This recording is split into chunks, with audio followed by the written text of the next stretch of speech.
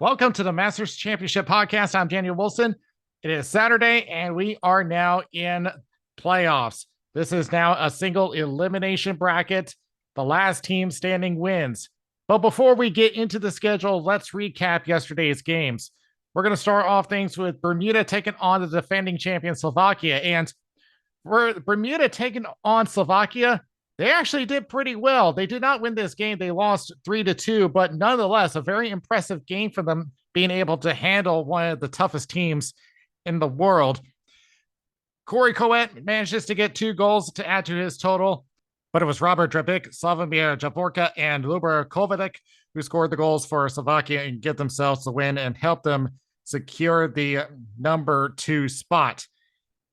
Saskatchewan had 2 games today, and there's one name that you're going to be hearing a lot today. That's Justin Dontreba. He's had 2 very big games, and we'll start with the one against Haiti.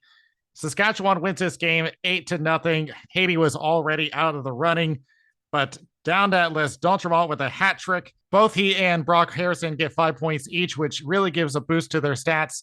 Justin Bernhardt also joins in with 2 goals and 2 assists for his part. Saskatchewan ended up outshooting Haiti 45-11. With group play finish, Haiti finishes play being outscored 31-1. And this win does give Saskatchewan the number 1 seed in Group B.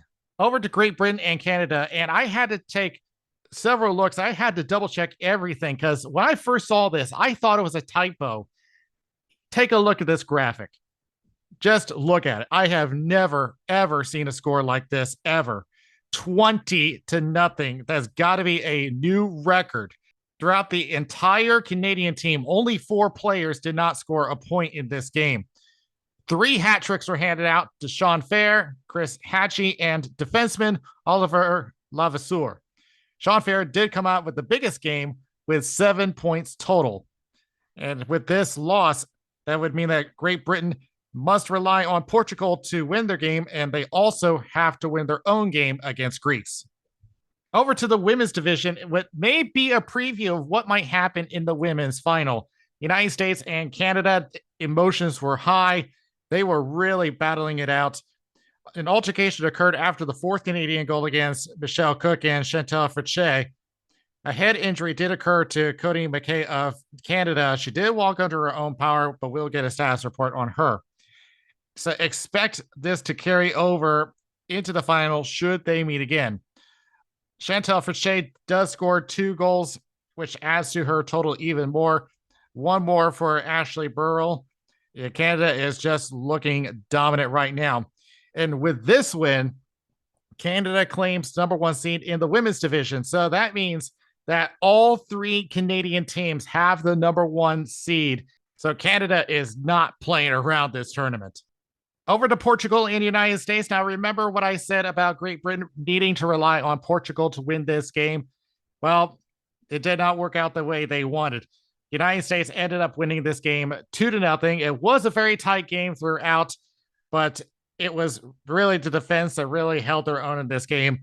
Michael Haynes does score the goal in the second period for the United States, followed by Alex Hudson to finish it off. And with that, Great Britain, in a long shot, would now have to win their game against Greece. But the United States looking strong after a win against Portugal, but this is not going to be an easy task when it comes into the quarterfinal. We'll talk about that a little bit later. Over to Slovakia and Italy. Now, this is probably the biggest game that we've had so far in this tournament. Italy ends up pulling out the victory over Slovakia 2-1. And that is because of Jonathan Pulicic, who scored 1 goal in the second period. And then this went into the shootout, and it comes back to Pulicic to pull out the win for Italy. It did get physical at times, including a few disturbances. The penalties were being handed out left and right this game. But with this loss, this brings back the offensive concerns I have for Slovakia. Is it starting to show its weakness? In any case, Slovakia does end up in the number 2 seed in Group B. Over to Greece and Great Britain. And, well, Great Britain just did not have a good day. Greece ends up winning this game 7-0, which ends up putting Great Britain out of the running for a medal this year. Carl Gingras ends up adding 4 more points to his total, bringing him up to 9 for the team. Big days as well for Nick Sasaronis, Bobby Dormisis, and Michael Barbas, each of them getting 3 points. This win does put Greece up to the number 3 spot.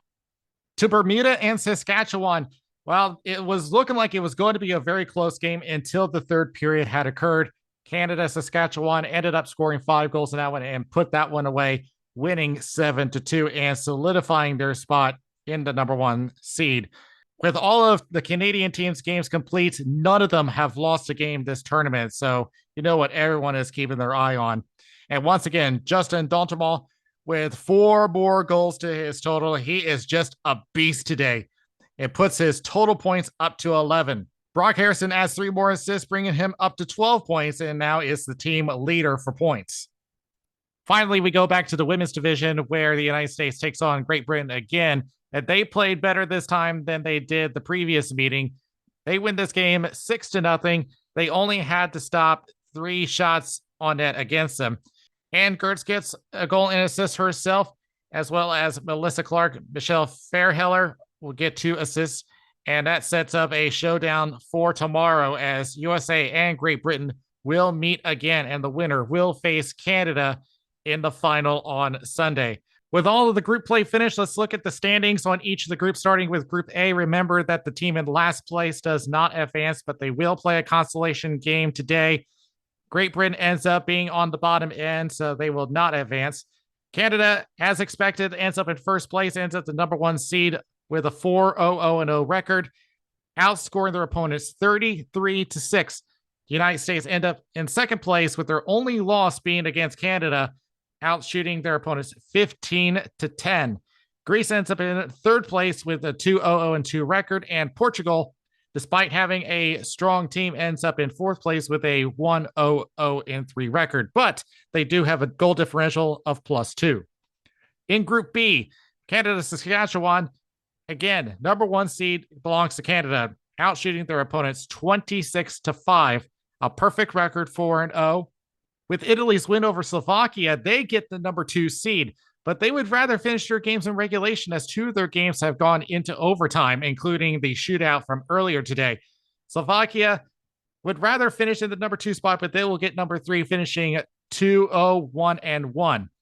Bermuda, I was expecting it to be a sleeper candidate, and they did make some noise, but they would rather have a little more. They do end up with a goal differential of -1, but they did do enough to earn the number 4 spot, and Haiti only gets 1 goal for the entire game. They end up out of the running, and that will end up putting them in the consolation game against Great Britain tomorrow. Over in the women's division, it pretty much ended up the way that we expected it to be. Canada ends up getting the number 1 seed, 4-0, outscoring their opponents 25-3. USA, both of their losses coming from Canada, they do end up even on their goal differential. And Great Britain, they've been lacking offense, and they would still love to have more of that. They end up with 0-0-4, and they're definitely going to need some offense tomorrow in their game against the United States. The winner of that game advances against Canada, and the other will end up getting the bronze medal. So let's take a look at our schedule for the quarterfinals tomorrow. It'll be Canada and Bermuda first at 8:30, and I can tell you Bermuda is going to have a tough time against the number 1 seeds. They have been a powerhouse this entire tournament. At 10:20, it'll be Italy and Greece. Both of them looking pretty even. Italy, again, has been in overtime for quite a few times, and they need to try to finish their games quickly if they expect to advance.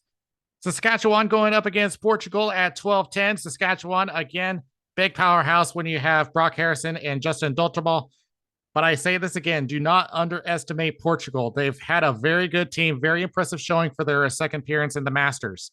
Finally, the United States will go up against our defending champion, Slovakia. United States has had a pretty good showing, ending up in the number 2 seed. Slovakia, after a surprising loss to Italy, do they still have it in them? They don't have the same powerhouse as they did the previous Masters tournament.